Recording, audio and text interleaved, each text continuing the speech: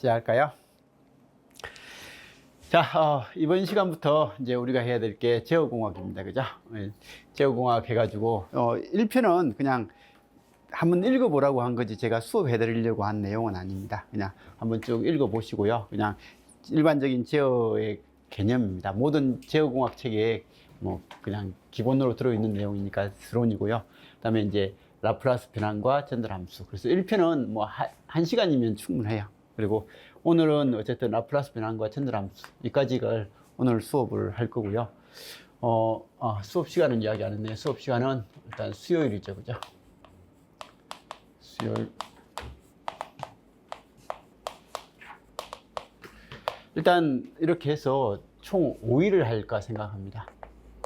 그래서 총 5일 정도 해가지고 오늘은 여기까지, 그 다음에 다음 시간은 여기까지, 그 다음에 이거 이런 식으로 해서 수업을 할까 생각 중이거든요. 근데 이제 약간 부족하다 싶으면 이제 월요일요,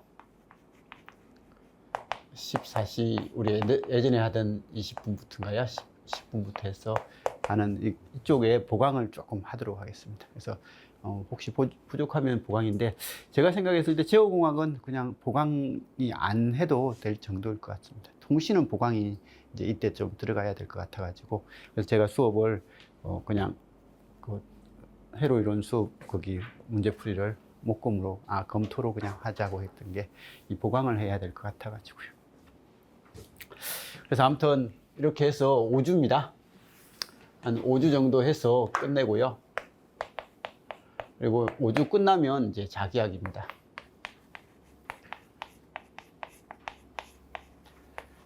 단원별 문제풀이를 이제 수업을 하도록 할 겁니다. 그때는 저번에 말씀드린 것처럼 월수로 할 거고요. 월수로 이렇게 나갈 겁니다. 자, 아무튼 이렇게 될 거다라는 것 정도 보시고요. 그러면 이제 이 제어공학은 일단 서론이고요. 그리고 라플라스 변환하고 전달함수, 그리고 블록 순도하고 흐름 순도, 그 다음에 선형 제어 계통의 안정도 해가지고 요 세 과정은요, 시험에 직접적으로 이것만 나오는 경우는 없어요. 이거하고 다른 것들을 합쳐가지고 나옵니다. 그래서 실제로 우리 기출문제 나중에 책 보시면 아시겠지만 기출문제는 다 이쪽하고 이쪽에 있어요. 그래서 이쪽하고 이쪽에 있는데, 이쪽하고 이쪽을 할 때 이것만 나오는 게 아니라 앞에 거하고 얘하고 혼합해서 나오는 거고, 앞에 거하고 얘하고 혼합해서 나오는 이런 형태로 나오니까 그냥 이쪽에 대부분 다 몰아놨습니다. 그래서 몰아놓은 거니까 한번 봐두시고요. 아무튼 라플라스 변환하고 전달함수에 관련된 것, 이건 우리 공부를 다 했던 겁니다. 그죠? 그래서 회로 이론 수업하면서 했던 그 내용을 그냥 이제 문제 좀 더 많이 풀어보고, 우리 시험 제어공학에서 나오는 형태니까 그러면 확인 좀 해보고 뭐 그럴 거고요. 우리 시험에서 제일 중요한 파트죠. 그죠? 블록 순도하고 흐름 순도. 뭐 이런 블록 순도하고 흐름 순도에 대한 개념을 정확하게 이제 정립을, 이건 실수 없이 할 수 있게끔 해야 다른 문제들하고 연관시켜서 나올 때 그냥 자연스럽게 해 나갈 수 있습니다. 그래서 이런 거고, 선형 제어 계통의 안정도 판별. 그래서 안정도 판별이 여러 가지가 있는데, 우리 시험에 나오는 안정도 판별은 일단 루스-후르츠법 위주로 그냥 나왔습니다. 그래서 그거 위주로 나왔으니까 그 관점에서 그냥 봐볼 겁니다. 그리고 이제 자동 제어계에서의 시간 영역 해석과 그 다음에 주파수 영역 해석 얘가 나오는데, 시간 영역의 해석에 해당되는 이 부분은 시험에 많이 나오는데, 주파수 영역의 해석, 우리 주파수 영역 해석하면 대표적으로 그 보도 순도 같은 거 뭐 이런 형태잖아요. 그죠? 그래서 필터 뭐 이런 이야기인데, 이런 쪽의 시험이 생각보다 좀 적게 나옵니다. 적게 나오는 거라서 대부분 이쪽이고 이쪽은 잘 안 나오더라고요. 근데 이제 사실 제어공학에서 공부하다 보면 이건 생각보다 시험 그 중요도를 많이 두거든요. 근데 이제 깊게 들어가는 부분이라서 우리 시험에서는 좀 덜 나오는 것 같습니다. 그래서 이건 주도 이제 이게 시험에 나오면 공부를 다시 해야 될 부분이고, 아직까지는 이제 그냥 간단하게 보도 선도 정도로서 확인하는 거, 그런 정도고요. 근래 시험 문제 제일 잘 나오는 파트죠. 그죠? 그냥 시험 문제 보면 우리 제어공학에서 이제 두 문제가 나오는데, 두 문제 중에 한 문제는 거의 이쪽이고 나머지 한 문제는 여기하고 이런 것들을 섞어서 나오고 뭐 이런 식으로 나오는 형태니까 이런 두 문제 정도에서 이렇게 됩니다. 그리고 아까도 말씀드린 수업 시간이 5시간 정도입니다. 5일 정도의 수업이죠. 그죠? 그래서 5일 정도 수업인데 우리 시험에서 8점 나와요. 회로 이론 수업 엄청나게 해도 그 뭐 10점, 12점 뭐 이런 수준이고 자기학 엄청나게 하는데도 12점 정도거든요. 그래서 10일 정도 수업에서 12점인데 얘는 5일 정도 해서 8점이니까 이건 어쨌든 시험에 잘 나오는 거기 공부를 하면 어쨌든 시험에 맞출 수 있는 부분도 있고 그리고 또 점수 배점도 공부하는 양에 비해서는 배점이 높은 편이고 이렇게 하니까 이건 공부를 좀 잘 해주시기 바랍니다. 일단은 내용이 쉬운 건 아니에요. 그죠? 내용은 어려워요. 근데 내용은 어려운데 시험 문제 나오는 패턴은 거의 유사한 패턴이 많이 나옵니다. 유사한 패턴 나오니까 그 시험에 나오는 패턴 공부를 열심히 해서 이제 뭐 시험에 그 유형으로 나오면 그냥 다 맞출 수 있게끔 그렇게 해 주셔야 될 것 같습니다. 그래서 학교에서 뭐 공부하실 때는 제어공학은 뭐 쉬운 과목은 절대 아닙니다. 저도 학교 다니면서 제어공학 과목을 수업을 들었지만 들을 때 그냥 힘들게 따라갔던 기억이 있거든요. 그리고 들을 때는 아는데 그리고 중간고사 보고 뭐 기말고사 볼 때 열심히 공부하면 아는데 그죠? 딱 일주일만 지나서 보면 내가 뭘 했나라는 생각이 드는 그런 과목이거든요. 정립이 정확하게 안 되면 항상 그렇게 돼버리는 과목입니다. 그래서 이건 공부하고 나서 복습도 주기적으로 좀 해주셔야 되는 부분이 있을 겁니다. 그래서 휘발성이 좀 높은 과목이라서 공부를 좀 하고 예습 복습을 좀 잘 해주셔야 될 부분입니다. 자, 아무튼 이런 거고 여유가 되시면 전공 수적 하나를 보시면서 그 전공 수적에 있는 것들을 그냥 쭉 봐두면 오히려 뭐 전력공학 하는 것보다는 훨씬 더 편하게 점수를 받을 수 있는 부분이 있거든요. 그래서 기기 같은 거 양이 엄청 많잖아요, 그죠? 엄청 많은데 반해서 여기는 진짜 양이 적은 파트에서 점수가 이렇게 나오니까 뭐 여유 되면 전공 수적 하나 보는 것도 괜찮을 것 같습니다. 자, 그러면 그냥 1장 쭉 보도록 하겠습니다. 자, 1장 해가지고요, 제어의 개념이라고 나와 있습니다. 그래서 이건 아까도 말씀드렸듯이 제가 해드릴 게 아니라 그냥 한번 읽어보라고요. 그래서 제어란 원하는 목적값을 입력해서 출력이 그 원하는 목적값을 따라가게끔 하기 위해서 제어 계라는 이런 상태를 조작하는 거. 그래서 입력을 집어넣는데 원하는 목적을 위해서 입력을 집어넣고 그러면 여기서 나오는 출력이 그 원하는 목적에 맞게끔 이렇게 나올 수 있게끔 하는 이 시스템, 뭐 이런 제어 계통, 뭐 이런 형태가 되겠죠. 그 상태를 조작하는 것을 제어다. 이런 제어 계통, 제어 시스템이라고 하는 얘는 어떤 목적을 가하여 소정의 결과를 얻기 위한 장치 또는 공정을 말하며 제어계의 기본 구성 요소는 뭐 입력에 대해서 제어 시스템 출력이다. 그래서 목적은 입력 또는 동작 신호라고 이렇게 이야기를 하더라. 결과는 출력 또는 제어 변수. 그래서 이 나오는 것이 제어 변수다. 이 시스템을 통해서 나오는 것이 제어 변수다라고 그렇게 이야기를 하더라. 이런 용어 정도는 좀 기억을 해 두시고요.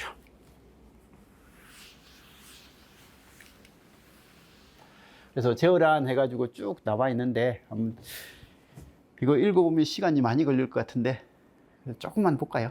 조금만 봅시다. 제어란 어떤 장치나 공정의 출력 신호가 원하는 상태를 따라가도록 입력 신호를 적절히 조절하는 방법을 뜻하며 이러한 방법을 연구하는 학문을 제어공학이라고 하더라. 이러한 제어 동작을 수행하는 회로나 장치를 제어기라고 하는데 이 제어기의 역할을 사람이 수행하는 경우에는 유인제어, 그 다음에 물리적 장치로 제어기를 실현하는 경우에는 무인제어라고 그렇게 이야기하더라. 자동 제어란 사람이 없이도 제어 동작이 수행되는 무인 제어를 가리키는 말이더라. 이런 유인 제어의 대표적인 예로는 자동차 운전을 들 수 있더라. 자동차를 운전하는 경우에 운전자는 자신이 가고자 하는 목표 지점에 안전하게 그리고 될 수 있는 한 빠르게 도착할 수 있도록 전방을 주시하면서 가속기하고 브레이크 및 핸들을 조작하여 자동차를 제어하더라. 한편 무인 제어, 즉 자동 제어의 대표적인 예로 들 수 있는 것은 냉난방 장치더라. 이 냉난방 장치는 실내 온도를 일정하게 유지시켜주는 역할을 하는데 이 실내 온도가 미리 설정된 온도보다 높을 때는 뭐 압축기를 가동시켜서 온도를 낮추어주고 실내 온도가 설정 온도와 같아지면 압축기 동작을 멈춤으로써 실내 온도를 일정하게 유지시키는 이 제어 동작을 수행하더라. 그래서 우리는 제어공학은 어쨌든 이런 거고, 이와 같이 제어 시스템은 어떤 특정 시스템에 제어 기능을 부여한 것이다. 따라서 제어되는 대상과 제어의 목적이 주어져야 하더라. 또한 제어 목적이 이루어졌는지 나타내는 성취도, 즉 결과도 있어야 되더라. 다시 말해서 제어 시스템은 반드시 세 가지 기본 요소들로 구성되는데, 제어 목적, 그다음에 제어 시스템, 제어 결과, 뭐 이런 형태가 되더라라는 건데, 그냥 한번 역시 읽어보시면 됩니다. 이들 제어 시스템의 기본 구성 요소는 아래 그림과 같이 나타낼 수 있다. 제어 목적은 입력 또는 동작 신호. 아까 저 했죠, 그죠? 제어 목적에 해당되는 것은 입력이다. 그래서 동작 신호다. 액추에이팅 시그널이다. 라고 이렇게 이야기를 하고요. RT 또는 UT로 표시되며, 결과는 출력 혹은 제어 변수. 그래서 제어 시스템의 이 제어 결과에 나오는 것은 어쨌든 제어 변수다. 출력이다. 제어 변수다. 라고 그렇게 이야기를 하더라. YT 또는 CT로 많이 표현하더라. 그리고 제어 시스템의 목적은 제어 시스템의 구성 요소를 거쳐서 입력에 의해서 정해진 방법으로 출력을 제어하는 것이 제어 시스템의 목적이 되더라라는 그런 내용입니다. 그래서 이런 용어 정도는 어쨌든 알아서 좀 봐두시고요. 그 다음에 이제 제어 시스템의 구조하고 특성 해가지고 나와 있는데, 이건 다 읽어볼 건 아니고요. 알아야 될 단어가 여기 있는, 제어 시스템은 제어하고자 하는 대상인 플랜트하고 제어기의 연결 방식에 따라서 뭐요? 오픈루프 제어 시스템. 오픈루프 제어 시스템과 그다음에 클로즈루프 제어 시스템, 이렇게 이야기를 합니다. 오픈루프 제어 시스템이 어떤 게 있어요? 아니, 일생생활에서 오픈루프.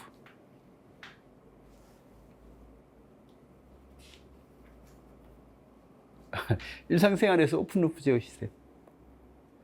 우리가 생각하는 제어하면 대부분이 클로즈루프를 많이 생각을 합니다. 아까 전에 이 온도요. 온도가 이렇게 에어컨을 틀어놨는데, 그죠? 어느 이하로 떨어지면, 설정 온도가 있을 거고, 그죠? 설정 온도 이하로 떨어지면 멈추잖아요, 그죠? 멈췄다가 다시 온도가 더 올라가면 이게 다시 켜지고. 그럼 이게는 출력의 결과를 보고 그 결과를 피드백 시켜서 입력에 되돌려서, 그거에 내가 목표로 하는 온도하고 비교했을 때 크냐 작냐 따져가지고, 작으면 계속 동작시키고 크면 뭐 멈추고, 뭐 이런 동작을 하는 거잖아요, 그죠? 그래서 이게 클로즈 시스템이거든요. 근데 오픈 루프에서는 이게 커피 자판기에서 커피를 하나 뽑았어요. 근데 커피를 뽑았는데 그 나오는 물의 양 조절하는 거예요. 그래서 물의 양을 조절하는데 누르면, 그죠?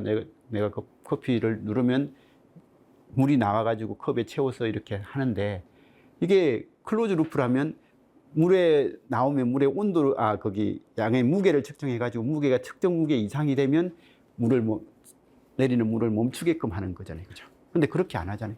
밑에 센스가 없거든요. 그냥 나오는 물 자체를, 공급하는 물 자체를 그냥 조절하는 거예요. 그래서 공급하는 물이 적당하다라고 싶으면 그때 멈추는 거죠. 자기가 알아서. 그러니까 결과를 보고 피드백을 시킨 게 아니라 처음부터 내주는 양을 조절하는 거예요. 조절해서 이렇게 하는 그런 형태가 오픈루프인 거예요. 그래서 우리는 오픈루프 시스템, 그냥 가장 간단으로 이거잖아요. 클로즈루프 시스템, 우리가 다 알다시피 이거잖아요, 그죠? 이 정폭기 하면서 이런 거 이야기 많이 했잖아요, 그죠? 괴한, 정괴한, 부괴한, 이렇게 하면서. 그래서 이런 괴한을 시켜서 사용하는 시스템, 클로즈루프 시스템이고, 그죠? 그냥 괴한 없이 이렇게 있으면 오픈루프 시스템이 되는 거죠. 그래서 우리는 이걸 A0라고 하고, 이때 이득을 AC라고 했던 이 AC가 클로즈루프 시스템에서 이득, 이건 오픈 시스템에서 이득, 그죠? 그래서 이런 거니까 제어도 마찬가지입니다. 게루프 시스템과 이렇게 페루프 시스템이 있더라라는 그런 내용입니다. 그런데 우리가 이 제어공학에서 하는 것은 거의 대부분 페루프 시스템에 대해서 이제 우리가 다루게 될 거고요. 그래서 커피통에서 이렇게 물이 떨어져 있을 때 이렇게 물이 양이 조절하는 것은, 이게 물에 무게를 달아가지고 피드백을 시켜서 하는 게 아니라 아예 여기서 나오는 물의 양 자체를 조절하는 그런 형태의 제어가 오픈루프 제어다라고 이렇게 이야기를 합니다. 그래서 게루프 제어의 가장 간단한 형태가 이런 거다. 그래서 이 게루프 제어 시스템은 입력과 전체 시스템 모델을 정확하게 알거나 예측된 출력이 정해진 범위 내에서 변동폭이 작은 제어 시스템 설계에 이용하더라. 그래서 그 게루프 제어 시스템의 가장 대표적인 게 가정용 세탁기. 세탁기에서 뭐 동작하면 자기 알아서 처음에 물 들어오고, 그죠? 물 들어오면 그다음 물이 어느 정도 들어갔다 싶으면 또 뭘 하고, 그다음에 탈수하고, 탈수 어느 정도 됐다고 하면 뭐 이렇게 하고 하는 그 과정을 이렇게 하잖아요, 그죠? 그래서 이렇게 되고 몇 분 동안 뭐 통을 돌린다라고 하고, 그 통 돌리면 그다음 탈수로 넘어가고 하는 거지. 이게 때가 얼마만큼 벗겨졌다라는 그런 것을 체크하는 그런 건 아니잖아요, 그죠? 그래서 그런 식으로 그냥 프로그램 제어라는 거죠. 이거 하고 나서 그 다음은 이거 하고, 그 다음 이거 하고, 그 다음 이거 하고 하게끔 그렇게 돼 있는 제어가 게루프 시스템입니다. 헤어드라이기, 전기 오븐 뭐 이렇게 돼 있는데, 어쨌든 이런 토스터도 데울 때 몇 분 동안 데우면 그냥 끝이잖아요, 그죠? 토스터도 그렇게 돼 있는 거지. 이게 얼마만큼 탔기 때문에 탕 뛰어나온다, 그게 아니잖아요, 그죠? 그래서 그런 게 어쨌든 게루프 제어 시스템이다. 그래서 기준 입력이 제어기에 들어가면 동작 신호가 나오고, 제어 공정을 통해서 제어 변수가 나오더라. 이런 게루프 제어는 시퀀스 제어 방식으로 많이 운영되고 있다. 이런 시퀀스 제어는 세탁기, 엘리베이터 등과 같이 정해진 순서에 따라서 각 제어 단계를 진행하는 이런 제어 방식이다. 그에 반한 페루프 시스템은요, 겨울철에 사용되는 대부분의 온도 조절기들은 이건 뭘 하더라고요. 이게 어느 특정 온도 이하로 떨어지면 멈춰라. 아니면 특정 온도보다 낮아지면, 겨울에는 그죠? 낮아지면 열을 좀 내가지고 온도를 다시 올려라. 뭐 이런 형태가 되는, 항상 검출을 하잖아요. 검출을 해가지고 기본 온도하고 기준 온도하고 지금 현재 온도를 비교해서 그 비교 결과에 따라서 동작을 해야 될지 말아야 될지 결정하는 거. 뭐 그런 것들이 이런 페루프 제어다. 그래서 기준 입력이 들어가고 동작 신호가 들어갔을 때 전방 제어 경로에 대한 출력을 이게 교환 경로, 교환 신호를 얻어서 기준 신호하고 비교해서 이렇게 하더라. 이런 페루프 제어 시스템은 좀 더 정확하고 신뢰성 있는 제어를 하기 위해서 제어 시스템의 출력이 목표값과 일치하는가를 항상 비교하여 그 일치하지 않을 경우에는 그 차이에 비례하는 동작 신호가 다시 제어 시스템에 보내져서 오차를 수정하도록 그렇게 하는 게 페루프 제어다. 그래서 기준 입력이 들어가고, 그죠? 오차 신호가 나오고, 그 오차 신호에 의해서 뭐 이렇게 오상기, 뭐 그다음에 플랜트 이런 것들을 통해서 출력이 나오더라. 그리고 출력이 나왔을 때 센서 그걸 체크해서 다시 기준 입력과 비교하는 이런 형태가 되더라. 어쨌든 이런 페루프 시스템 뭐 이런 거다라는 거고, 이 구조는 게루프 시스템에 비해서 융통성이 있는 제어기 설계가 가능하고 출력의 감시 기능이 있으므로 정밀 제어 구조에 사용되며 안정도, 감도 및 잡음에 대해서 큰 영향을 받지 않는 견실한 제어가 가능하더라. 반면에 해석 및 설계가 복잡해지며 제어기 가격이 높아지더라. 이런 페루프 제어 시스템의 대표적인 예로는 냉장고라든지 뭐 냉난방기, 로봇, 뭐 자동 창고 등이 있더라 하는데 그냥 봐두시고요. 어쨌든 기준 입력이 들어가고 교환 신호가 들어왔을 때 동작 신호, 제어기에 동작 신호가 들어오면 이 제어기 출력이 조작 신호가 되고, 이 조작에 의해서 제어 공정을 해서 출력이 나오더라. 이런 형태입니다. 그래서 어쨌든 이 페루프 시스템을 쓰면 거기 내부적인 요소가 약간 불안하더라도 그 불안함을 스스로 이제 그 불안함을 좀 더 해결해주는 그런 형태더라.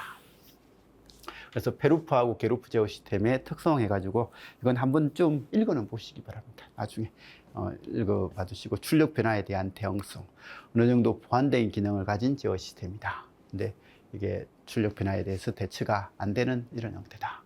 비교적 이게 게루프는 간단하겠죠. 근데 상대적으로 약간 복잡한 시스템이 될 거다. 감도. 이게 감소시킬 수 있다. 이게 입력이 그 내부적인 요소가 약간 바뀔 때 이게 정폭기를 쓰면, 여기는요, 게루프에서는 얘가 1 바뀌면 얘가 뭐 100이 변동을 해요. 그래서 변동을 하는데 반해서 여기는 일 바뀔 때 이게 오픈 루프를, 클로즈 루프를 써서 변동폭을 좀 줄이더라 라는 그런 내부적인 정폭을 적게 한다는 게 아니라 이 변화를, 그러니까 정폭도의 그 변화를 줄이더라. 변동폭을. 그러니까 이득을 100배 낸다고 했지만 100배 나오는 게 100배 나올 때 조금만 입력이 바뀌면 여기 이득이 많이 변동을 하더라는 거죠. 근데 얘는 이득을 뭐 100배 낸다고 했으면 약간의 입력이 바뀌더라도 이득 변화가 이게 100에서 150에서 뭐 50으로 이렇게 변동을 하는데 얘는 100이 나온다고 하면 105에서 95 이 사이로 나오게끔 하더라는 거죠. 이 출력의 변화량을 줄여주는 거죠. 이런 게 베루프 시스템의 특징이더라는 거죠. 뭐 이런 것들은 한번 좀 알아서 봐주시고요. 용어 정리해 가지고요. 아까 전에 했습니다. 목표치가 있을 때 입력 신호가 들어오면 기준 신호가 되고, 그러면 이제 제어 요소를 동작하는 동작 신호가 있을 때, 액추에이티 신호가 있을 때 제어 요소에 대해서 나오는 것을 조작 신호가 하고, 이 조작 신호가 실제 제어 대상으로 들어가서 출력이 나옵니다. 그래서 출력이 나오면 이 출력 신호가 교환을 돼서 교환 신호하면 기준 신호하고 교환 신호의 차이에 의해서 이 동작 신호를, 액추에이팅 신호를, 시그널을 이렇게 조절할 수 있는 그런 형태가 되더라.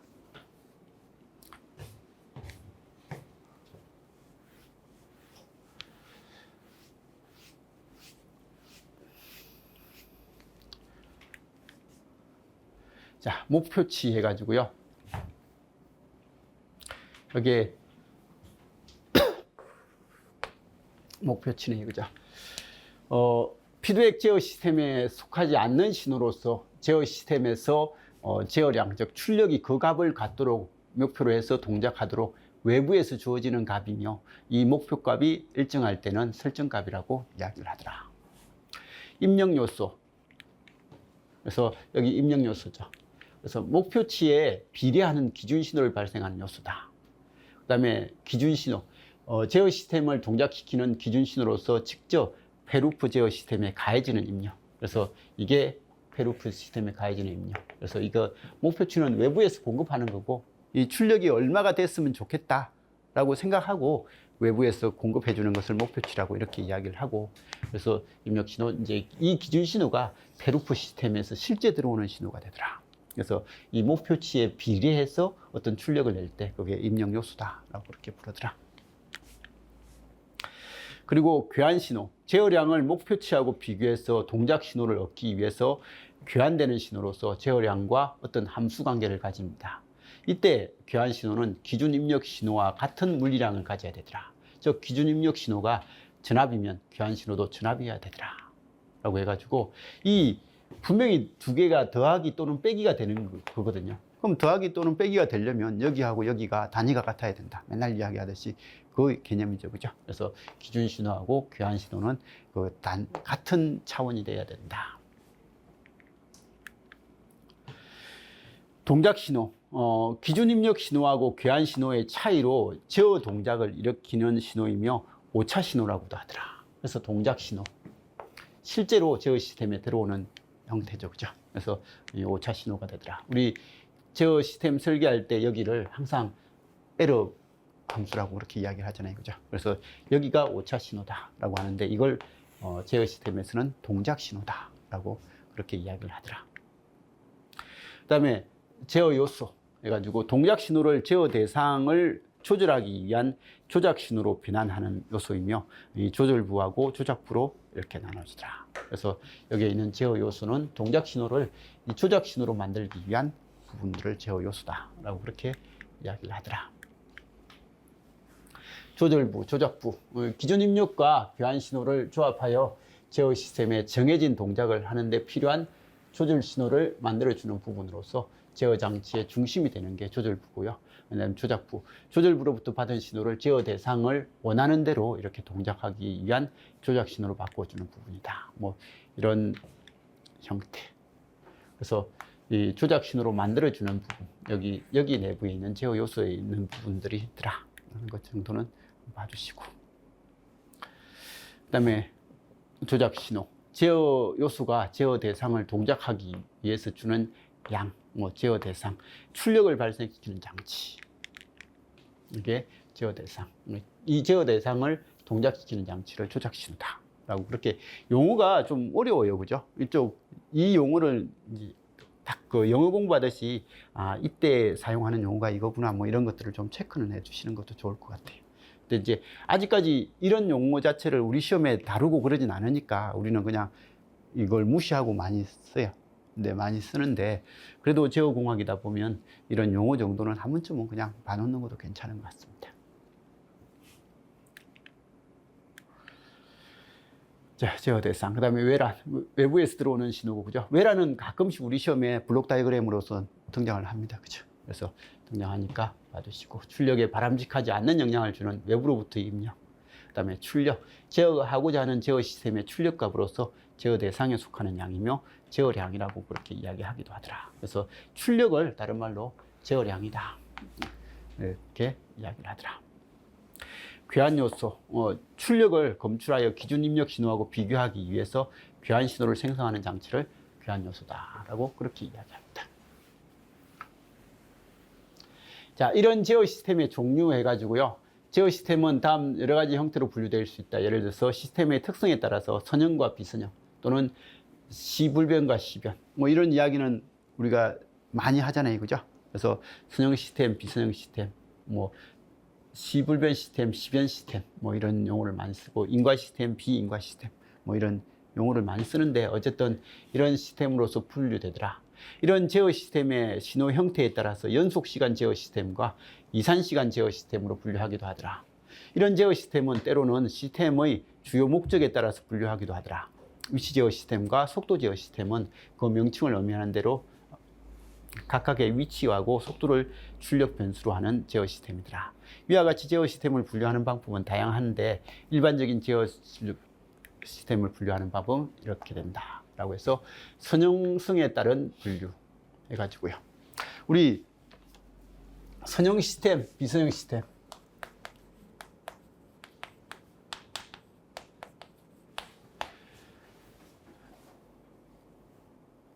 이거 할 때 우리 해로 하면서 뭘로 배웠죠? 선형과 비선형. 중첩의 법칙을 만족하냐 안 하냐 뭐 그렇게 배웠잖아요. 그죠?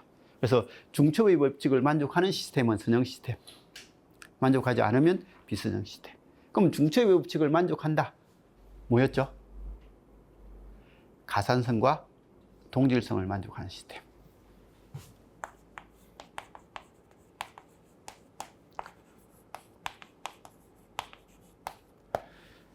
이게 FT라는 신호가 시스템에 들어가 가지고 나오는 출력이 FS입니다. 라플라스 변환이죠. 그죠? 그러면 이 라플라스 변환에서 동질성은 뭔데? 라고 하면 FT가 들어갔을 때 FS면 A의 FT, FT의 상수 A를 곱한 신호가 시스템에 들어왔을 때 나오는 신호는요 A의 FS. 역시 여기도 상수가 그냥 곱해지더라 라고 하면 이건 동질성을 만족하는 시스템. 그리고 F1T하고 F1T를 시스템에 집어넣어서 나오는 출력은 F1S. F2T를 시스템에 집어넣어서 나온 출력은 F2S. 그러면 F1T하고 F2T를 더해진 상태를 시스템에 집어넣어서 나온 출력은 F3S라고 했을 때 이 F3S가 뭐하고 똑같으면요? F1S 더하기 F2S가 되면 이게 되어주면 이게 뭐가 되더라고요? 가산성을 만족하는 시스템. 그래서 이런 형식이 되고 그래서 우리는 A의 F1T 플러스 B의 F2T를 시스템에 들어가면 나오는 게 A의 F1S 플러스 B의 F2S가 나오면 이 가산성과 동질성을 모두 만족한다라는 형태로 많이 이야기를 하죠. 그죠? 그래서 이렇게 해서 사용하는 거. 그래서 이게 사실 선형 시스템을 이야기하는 뭐 끝판왕이죠. 그죠? 그래서 그냥 선형 시스템은 이 조건을 만족하냐, 안 하냐를 가지고 이야기하는 게 선형 시스템이다. 그런 거. 이런 것들이 선형이냐, 아니냐라는 형태로서 우리는 이야기를 많이 했었습니다. 그래서 시스템의 동작 특성에 있어서 수식적인 모델에 따라 선형 및 비선형 제어 시스템으로 구분을 하더라. 그래서 시스템의 입력과 출력 신호들 사이의 전달 특성이 이렇게 지금 이제 이런 형식으로 되어 있다. 그래서 이런 형태로 표현되는 시스템을 선형 시스템이라고 하더라. 그래서 이 선형 시스템은 X에, 이건 나중에 우리 수업에 어디에서 나와요? 마지막 장에서 나와요. 상태 방정 시가면서. 그래서 X바는 A의 X 플러스 B의 이후 해가지고 이렇게 되더라. 이런 선형 시스템에서는 다양한 수학적 해석 기법과 도식적 설계 방법이 제시되어 있으며 실제 시스템 구현에도 용이하더라. 근데 비선형 시스템은요, 시스템의 입력 출력 신호들 사이에 전달 특성이 선형이 아닌 시스템을 이야기하더라. 그래서 이렇게 표시하면 이게 비선형 시스템이 될 수도 있더라 라는 그런 이야기인데 알아서 봐두시고요. 대부분의 실제 시스템들은 비선형 시스템이며 완벽한 선형 시스템은 존재하지 않는다.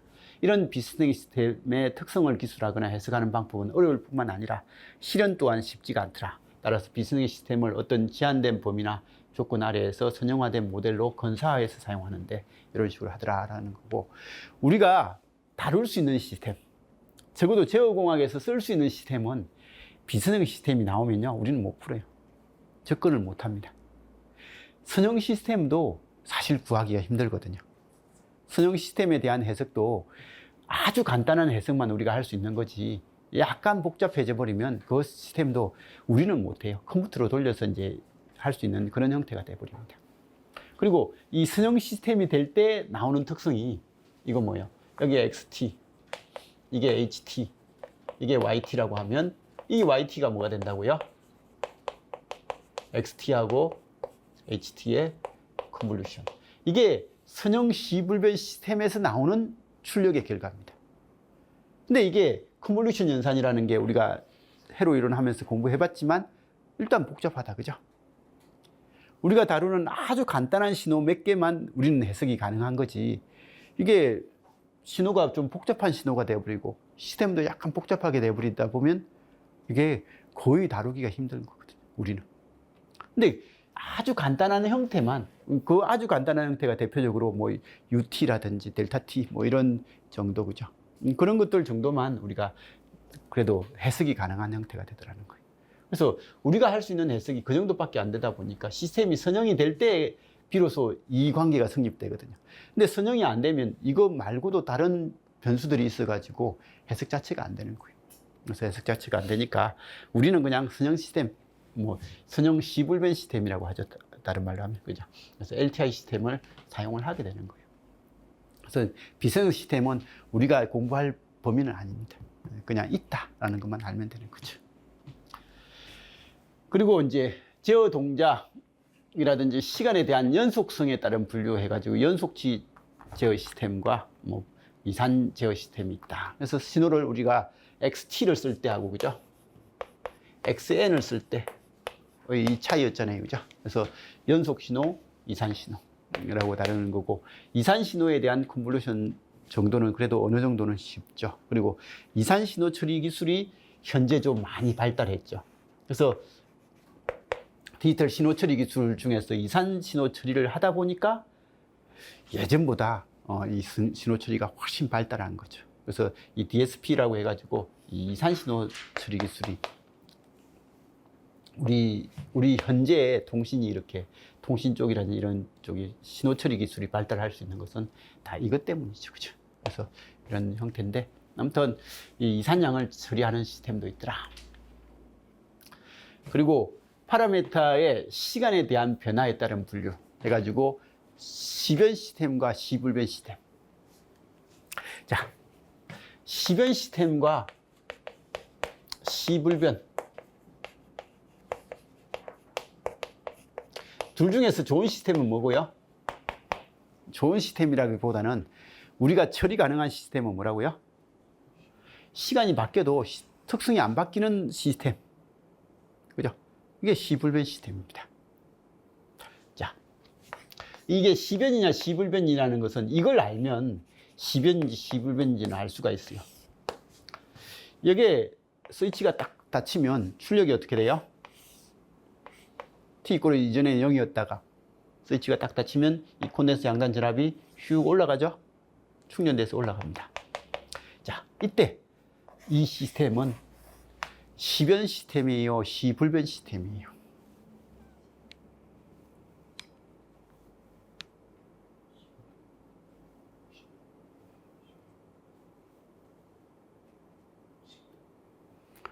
그래서 일단은 질문한 제가 잘못이지만 여기 있는 사람들도 시변과 시불변을 모른다는 말이에요, 지금.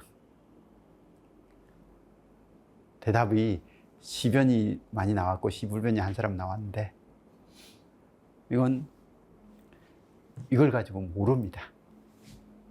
그럼 시변 시스템이냐 시불변 시스템이냐가 뭔데? 라고 하면요, 지금 제가 스위치를 딱 닫았을 때 이런 특성이 나왔잖아요. 근데 지금 안 닫고요, 1시간 있다가 스위치를 닫아요.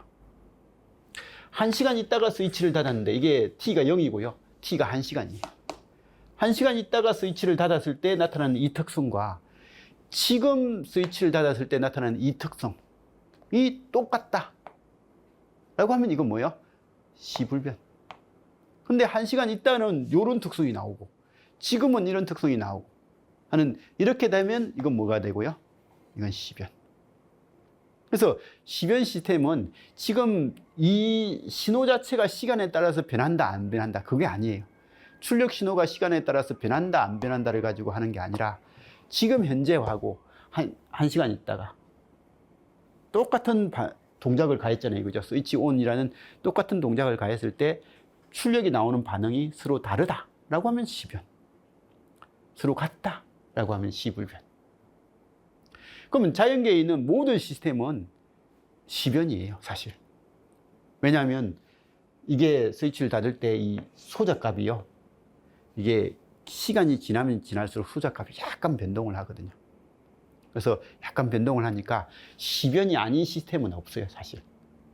근데 우리가 해석을 할 때는 이런 시간이 지남에 따라서 소자값이 약간 변동하는 이런 것까지 고려한다면 너무 어려우니까 그런 변화는 무시하자 라고 해서 그냥 이렇게 사용을 하면 시변 시스템도 있고 시불변 시스템도 있는데, 역시 우리가 처리 가능한 시스템은 뭐가 된다고요? 이 시변 시스템만 이렇게 처리를 할 수 있다. 시불변 시스템만 처리를 할 수 있다. 그죠? 그래서 이런 이야기입니다. 그래서 시변이냐 시불변이냐 뭐 이런 이야기를 이야기할 때 그냥 우리는 시불변 시스템을 쓴다 라는 거고, 아까 전에 선형 시스템도 이거잖아요, 이거죠? 시불변 시스템도 이런 형태. 그래서 선형 시불변 시스템에서 나타나는 출력 특성이 이렇게 상태 특성 방정식이 이렇게 나옵니다. 그래서 상태 방정식을 이렇게 해석을 해서 쓰는데, 이런 형태로 쓰이는 게 우리가 다룰 수 있는 선형 시불변 시스템에서 다룰 수 있는 신호다. 그런 것만 좀 봐주시기 바라고요. 그래서 시불변 시스템의 입출력 전달 특성이 시간에 따라서 바뀌지 않는 시스템을 이야기하더라. 이 시스템의 특성을 미분 방정식으로 나타내면 이렇게 된다. 그래서 얘들은 시간에 따라서, 입력은 시간에 따라서 바뀌고 상태도 바뀔 수는 있는데 이 개수값은 시간에 따라서 변동이 없죠, 그죠? 근데 이제 시변 시스템은 이 개수값도 시간에 따라서 변동을 해버리는 그런 시스템이 되어버리면 이건 시변 시스템이 되더라. 그래서 이런 거고, 사실 제어공학을 공부하다 보면 진짜 이런 것들을 이야기를 많이 해요. 그래서 대학교 보통 3학년 때 제어공학 대부분 공부할 것 같은데 2학년도 하나요? 2, 3학년 때 하는데, 저도 사실 아무도 모르는데 제어공학 잘 가르치는 선생님 따라서 수업을 하면요, 아마 우리 교수님은 좀 잘 가르쳐 주신 것 같아요. 제어공학이 진짜 멋있다라는 생각을 하면서 저는 공부를 했거든요. 근데 아까 말씀드린 것처럼 그게 지속적으로 계속 그 공부를 했으면 저도 괜찮았을 것 같은데, 딱 그 수업 듣고 그게 끝이었어요. 이제 제가 반도체 가다 보니까 그걸 연관시켜서 뭔가를 해 나갈 수 있는 그런 게 없다 보니까, 분명히 공부할 때는 힘들었지만 공부하면서 멋있었거든요. 근데 공부를 끝내놓고 그 다음에 딱 그 학기가 지나고 나서 방학 끝나고 오면 내가 뭘 배웠지 밖에 생각이 안 돼요.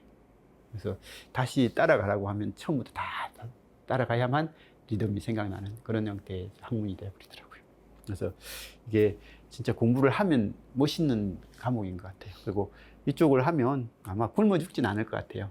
공부를 이쪽으로 제어공학 쪽으로 공부를 해서 사용을 합니다. 열심히만 하면 이쪽은 어디든지 다 듣고 갈 것 같은 그런 학문인 것 같아요. 제어 대상 또는 제어량의 성질에 따라서 프로세스 제어, 서버 제어, 자동 조정 뭐 이런 형태가 되는데, 이 프로세스 제어 같은 경우에는 딱딱 이렇게 이거 끝나고 이거 끝나고 이거 뭐 이거 끝나고 이거 하게끔 그렇게 하는 그런 제어, 그죠? 서버 제어는 이제 우리가 피드백 해가지고 사용하는 물체의 위치, 방위, 자세 등의 기계적 변이를 제어량으로 하는 이 목값의 임의의 변화를 추종하도록 구성된 제어 시스템이다. 그래서 이런 거고, 자동 조정도 있더라. 목값의 성질에 의한 분류해가 정치, 추종 제어, 프로그램 제어 뭐 이런 형태고, 비율 제어 같은 것도 있더라 라는 것, 이런 것들은 한번 읽어보세요. 시간 되면 한번 쭉 읽어보시면 좋을 것 같습니다. 그리고 입력, 출력의 수에 따라서 단일 입력, 다중 입력 뭐 이렇게 다니는데 알아서 봐주시고요.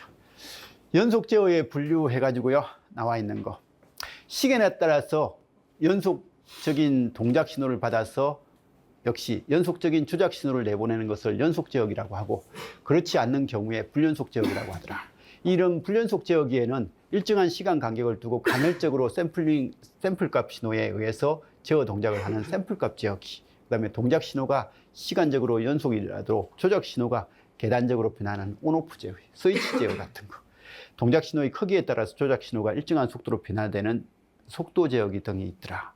이런 연속 제어기는 보통 다음 6가지로 분류되더라 라고 했는데, 우리 온오프 제어 뭐 이런 것들도 많이 사용을 하죠, 그죠? 실제로 요즘은 많이 사용하는 거고요. 연속 제어기에서 비례 제어기, 나중에 이야기할 겁니다.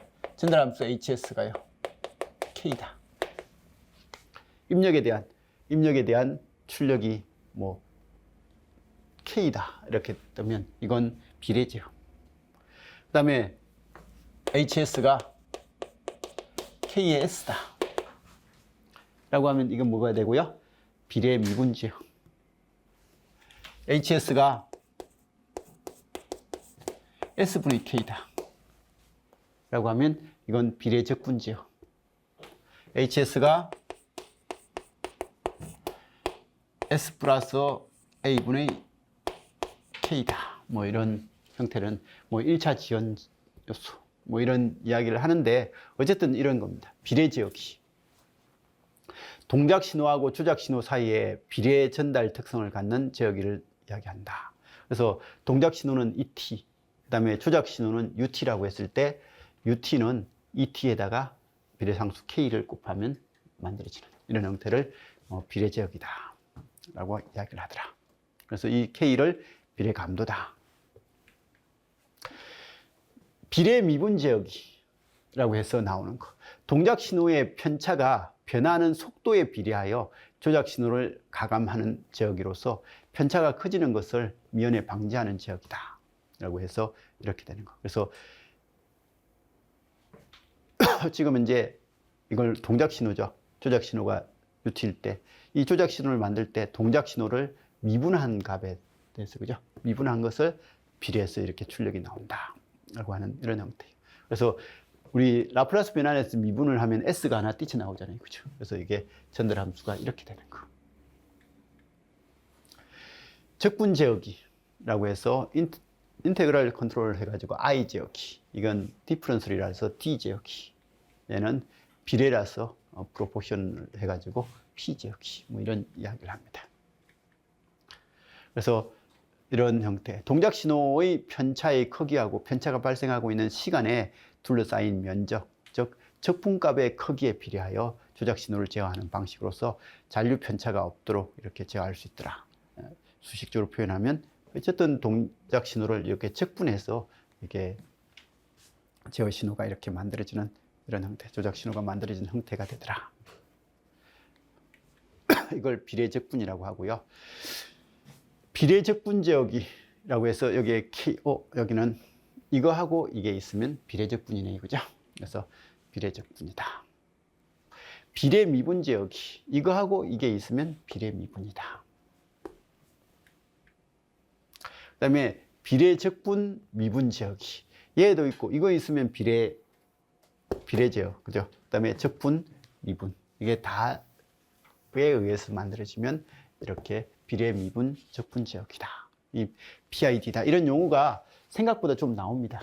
생각보다 나오니까 그냥 제어공학 공부를 하다 보면 아 그냥 이런 의미다라는 것 정도는 그냥 알고만 봐주시면 됩니다. 자, 그리고 이제 마지막에 나오는 시퀀스 제어. 이 시퀀스 제어는 우리 2차 시험이죠, 그죠? 그래서 2차 시험은 거의 실기가 있는 시험에서는 대부분 이걸 봅니다.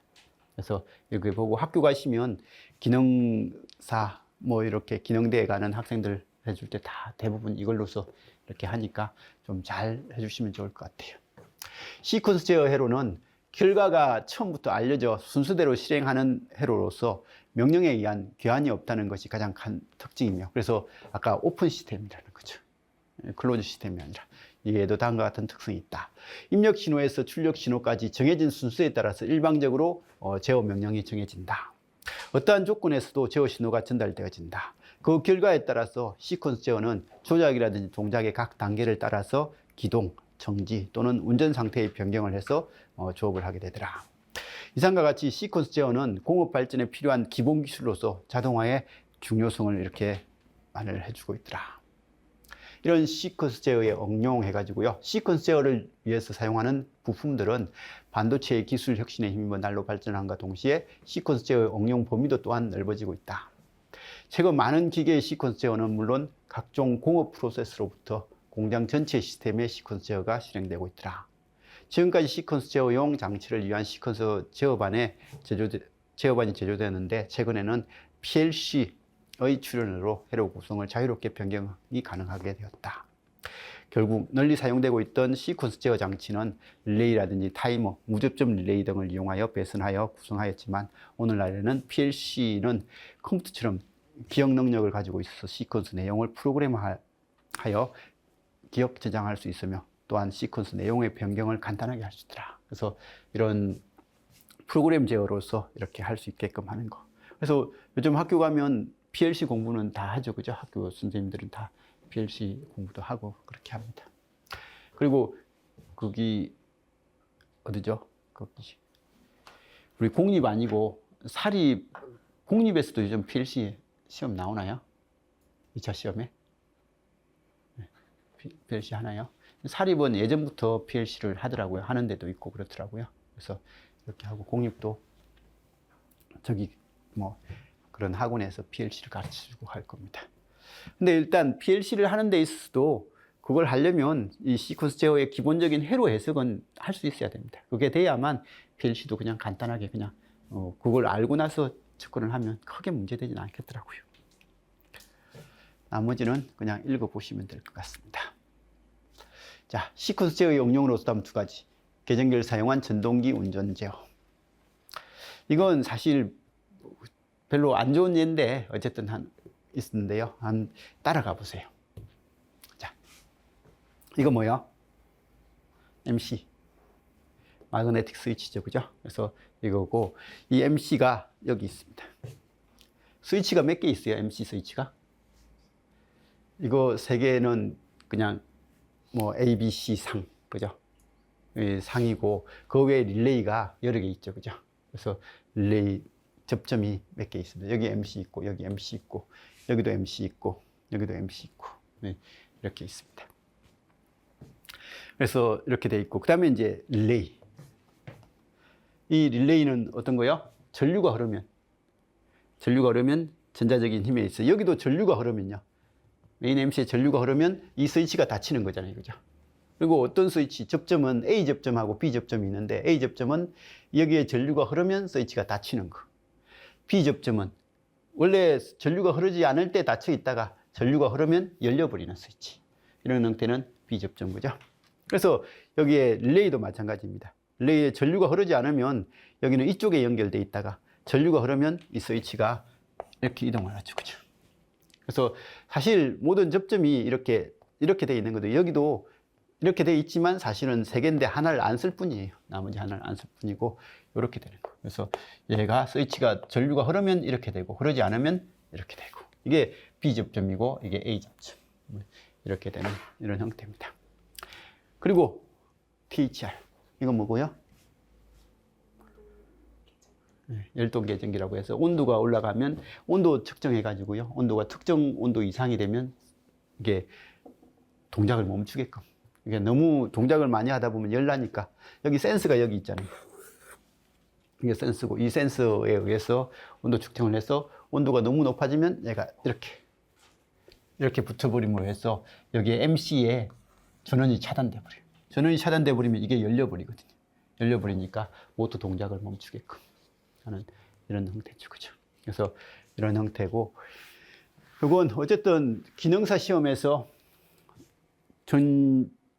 전기기기 기능사인가요? 하여튼 전기 기능사인가? 이렇게 나오나? 하여튼 그 시험에서는 요거 하는 거죠. 그죠? 네, 요거 하는 거고, 우리 실기 있는 시험에서는 이게 좀 더 복잡하게 이렇게 나오는. 어떤 데서는 제어반만 이렇게 하는데 어떤 데서는 배선해가지고 이렇게 다 하죠. 그리고 잘 몰라도 거기 학생들 보니까 학교 그 선생님 되고 겨울 방학이나 이런 방학 때 교육 연수 많이 받잖아요. 그죠? 연수 받는데 어디 연수 가면 이거 엄청 잘 가르쳐 주는 선생님이 있대요. 그래서 그분한테 배우면 그냥 크게 문제 없다고 하더라고요. 맨날 여기 가가지고 자기 이렇게 좀 복잡한 거 했다고 사진 찍어서 저한테 보내주고 그래. 그래서 어쨌든 요 정도는 가장 기본이고, 자, 이거 동작을 한번 읽어볼래요? 어떻게 동작하는 건지. 일단은 이것부터 눌러야지, 그죠? 처음에는 다 끊어져 있고요. 얘만 불 들어오고 있겠네요. 그죠? 그래서 처음에는 GL만 지금 이제 그린 램프만 불 들어오고 있습니다. 그래서 불 들어오고 있을 때 내가 이제 뭔가를 하려면 먼저 푸시 버튼을 눌러야 됩니다. 이런 푸시는 어떤 거예요? 푸시가 요런 게 있고, 푸시가 요런 게 있죠. 그죠? 이런 푸시 잘 못 봤나요? 그래서 어떤 푸시는 누를 때만 연결되다가 내가 떼면 같이 떨어지는 푸시가 있고요. 어떤 건 한번 누르면 들어가 있다가 또 한 번 더 누르면 다시 팝이 돼가지고 떨어져 나오는 그런 푸시도 있잖아요. 그죠? 갈고리 있는 것은 한번 누르면 계속 붙어 있는 거고, 다시 한번 눌러야 떨어지는 거고, 얘는 누를 때만 붙어 있다가 내가 손을 떼면 같이 떨어지는 거예요. 그럼 얘는 딱 누르면 얘가 붙어요. 얘가 붙으면 지금 이제 얘들은 아직 동작 전이가 없기 때문에 전류는 이렇게 흐르려고 하는데 얘는 A 접점이라서 전류가 못 흘러요. 얘는 이렇게 흐를 수 있으니까 RC1이겠죠? RC1에 전류가 흐르죠. 그죠? 그럼 RC1에 전류가 흐르면 여기에 RC1 A 접점이니까 이게 붙어요. 그리고 얘는 RC1에 해당되는 거니까, R1에 해당되는 거니까 동작이 되니까 얘가 이쪽을 이동해요. 이쪽을 이동하니까 얘는 순간적으로 내가 지금 누르고 있는 겁니다. 누르고 있을 때는 얘가 이렇게 어쨌든 동작을 해요. 그래서 동작을 하고 있고, 그러면 이게 동작을 하니까 이게 동작이 되니까 이 전류가 흐르죠. 이 전류가 흐르니까 MC1에 A 접점이 붙겠죠. 그죠? 그래서 이게 이제 나중에 자기 유지라고 하는데, 이렇게 자기 유지가 되고 나면 이제 내가 푸시를 떼요. 푸시를 떼면 이쪽은 어쨌든 끊어져 버립니다. 이게 끊어지면 다시 떨어지겠지만 얘는 MC가 어떻게 되겠어요? 계속 동작이 되겠죠. 그래서 MC가 동작이 되니까 이제는 MC가 동작된 상태니까 얘는 붙어 있어요. 근데 이제 얘는 떨어져 있겠죠. 그죠? 이렇게 떨어져 있을 거고, 지금 이제 요런 동작을 하고 있다는 거죠. 그래서 이제 얘가 MC가 동작하니까 얘에 붙어서 모터가 동작을 하고 있는 거예요. 그러면 이 모터가 동작을 하고 있을 때 다시 이제 동작되고 있는 상황입니다. 그래서 푸시를 한번 누르면 이 MC가 동작되고 있고요. 그 다음에 다시 푸시를 한 번 더 누른다고 생각해 보세요. 이제 얘가 동작되고 있으니까 얘가 온돼 있고 얘가 끊어져 있는데, 이때 푸시를 또 누르면 이제는 이쪽은 전류가 안 흘러요. 그리고 이렇게도 전류가 안 가요.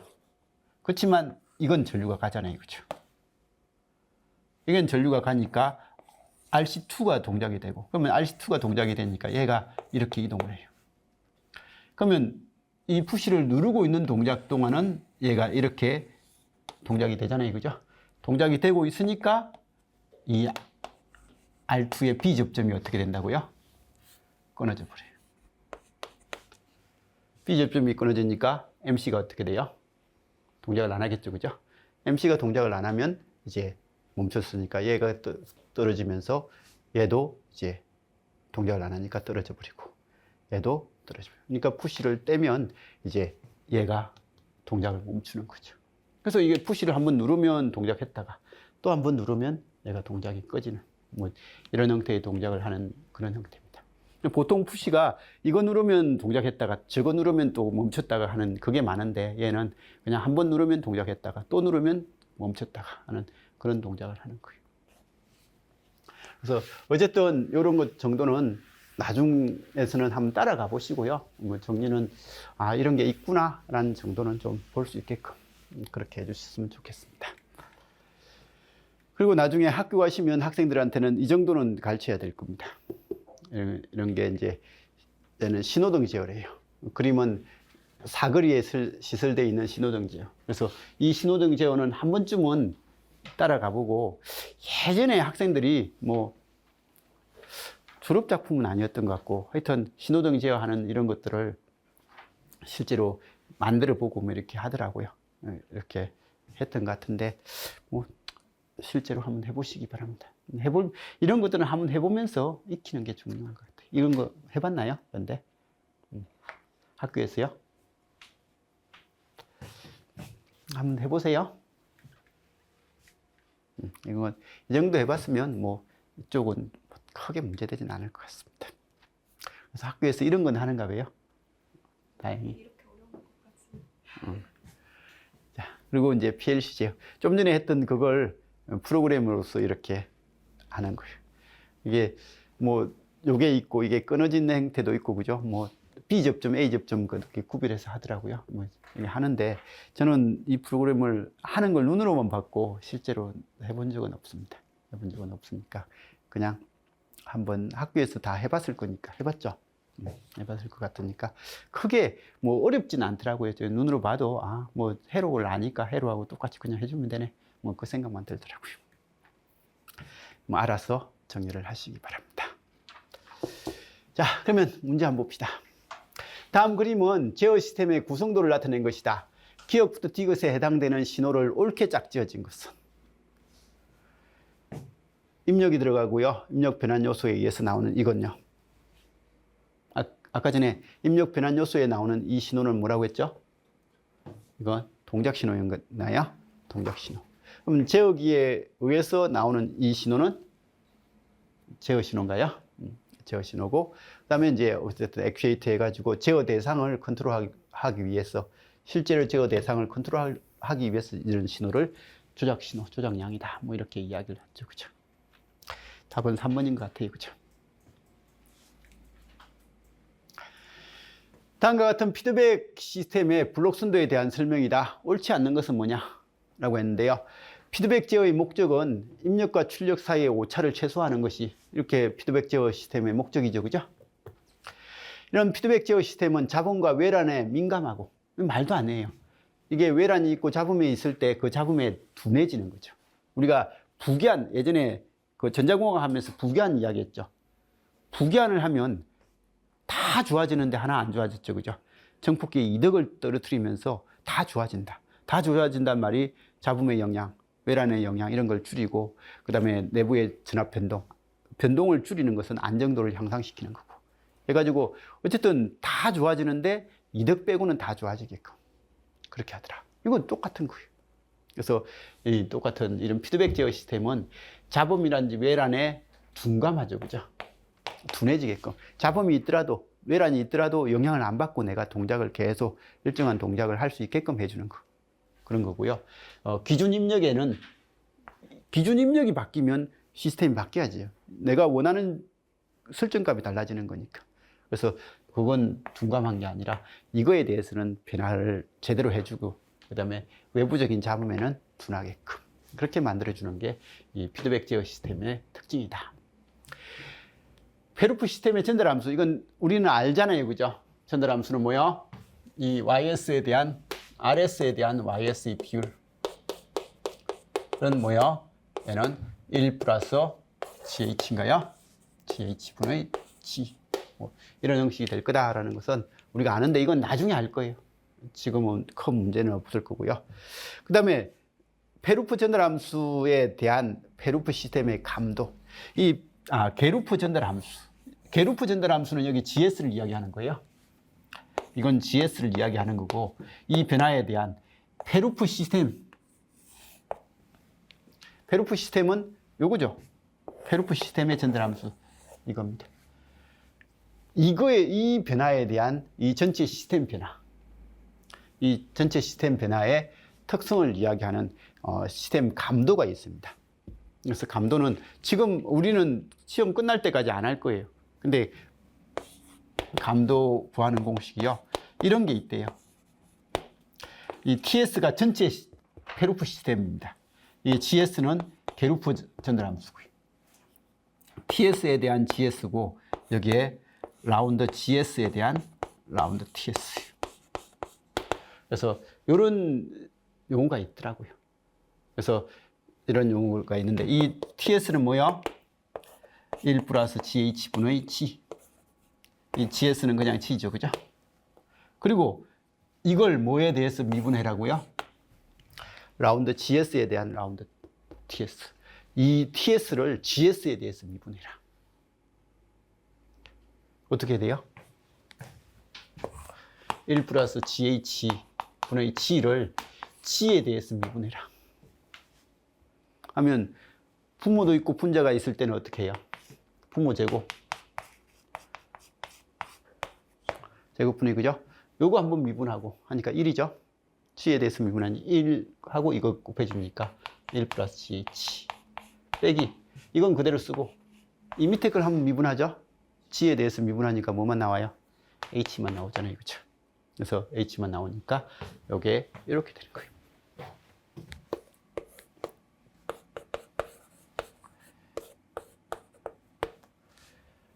(1 플러스 GH) 빼기 GH. 그러면 이거 하나 없어지고 이거 약분되고 이거는 없어지고 남으니까 남는 건 뭐가 나온다고요? 1 플러스 GH분의 1. 뭐 이렇게 나오더라라는 게 이 내용인데 우리 몰라도 됩니다. 우리 시험에서 이 시스템 감도는 아직까지 언급이 안 되더라고요.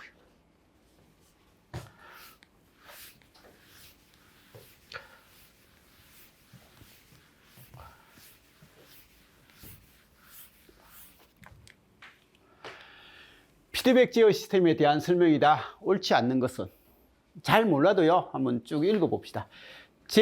상태 변수는 제어 대상의 상태를 설명하는 데 필요한 임의의 최소 변수들의 집합이다. 상태 변수.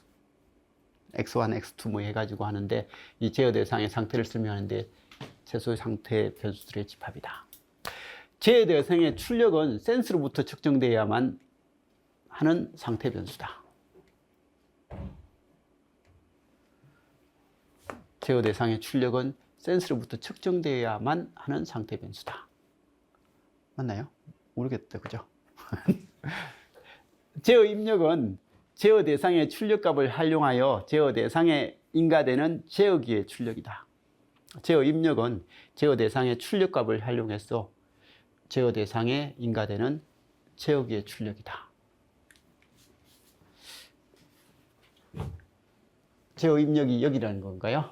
제어기에서 나와서 제어 대상을 하는 입력값이다. 뭐 이런 형태인 것 같은데, 제어 입력은 제어 대상의 출력값을 활용해서 제어 대상에 인가되는 제어기의 출력이다. 피드백 제어는 제어 대상의 출력과 기준 입력의 차이를 감소시킬 수 있는 제어 방식이다. 뭐 이런 거 맞는 것 같고. 그래서 이렇게 되어 있는데 답은 2번이었던 것 같아요. 그죠? 제어 대상의 출력은 센스로부터 측정되어야만 하는 상태 변수다가 아니라, 이게 출력은 그럼 뭐죠? 그냥 나오는 결과값인가요? 제어 대상의 출력. 그리고 아까 전에 제어 대상이 어디 있었어요?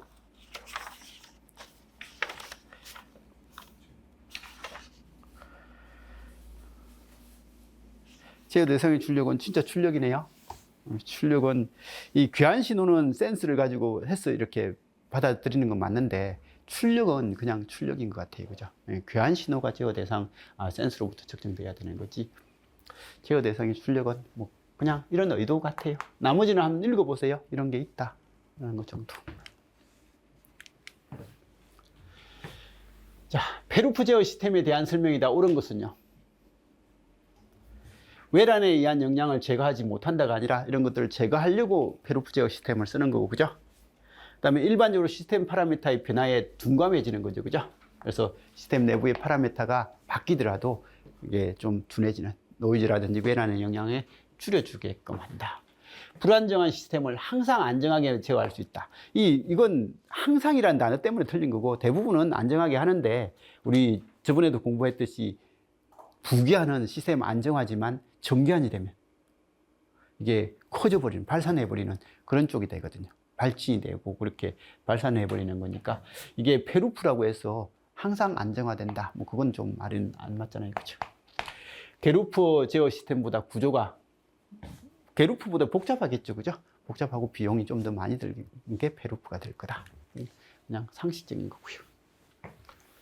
피드백 제어 시스템에 대한 설명이다. 옳지 않은 것은 피드백은 일반적으로 제어 시스템의 안정도를 향상시키는 역할을 하고요. 피드백은 불안정한 비선형 제어 시스템을 안정화시킬 수 없는 경우가 있겠죠. 그죠?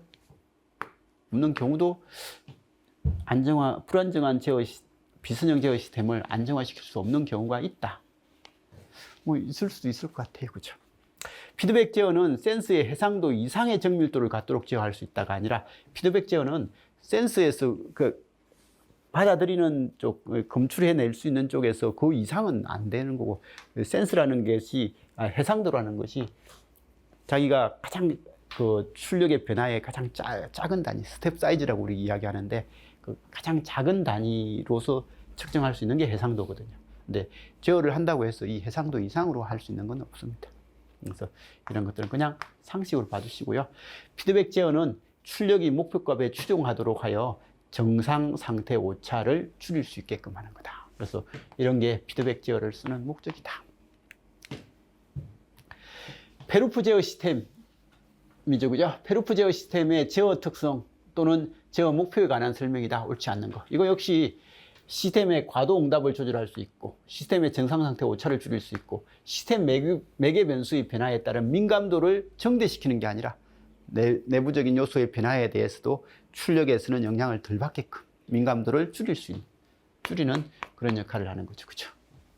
외부로부터 부과되는 외란의 영향을 줄일 수 있는 뭐 이런 형태가 되더라. 라는 게 1장입니다. 그래서 1장은 그냥 그러려니 하고 넘겨주시기 바랍니다. 자, 그런데 용어는 들어본 걸로 해야 됩니다. 이런 용어가 있네 라는 것 정도는 좀 알아주시기 바라고요. 그럼 조금 쉬었다가 이제 1장이 아니죠. 0장이죠. 그죠? 이제 1장을 하도록 하겠습니다. 좀 쉬었다 할게요.